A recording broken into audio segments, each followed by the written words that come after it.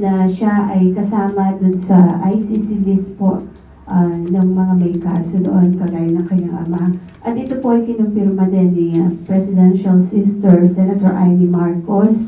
Sabi po ni Senator Amy, yung nakita nila nung una nasa huli yung pangalan ni Pipi Sara, pero ngayon after a few days, may report na parang uunahin na siya. Any comment po from the palace at kayo po, ang palakanyang po ba ay hihingin din ang tulong ng Interpol para sila po ay maaresto? Sa kasalukuyan po, ang inyong katanungan ay very hypothetical. So wala po kami masasabi patungkol po dyan. At we are not dealing directly with the ICC. Kung meron pong katanungan patungkol po dyan, mas maganda po kung makikipag-usap sila sa ICC.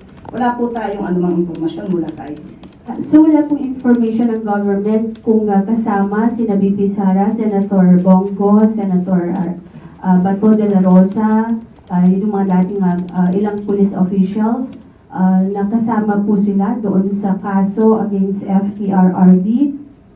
Kung saan po nakuha ng Vice Presidente ang kanilang impormasyon, mas mabuti po sana kung sa kanila kukunin. Dahil sa panahon po ngayon, wala po kami masasabi patungkol po dyan.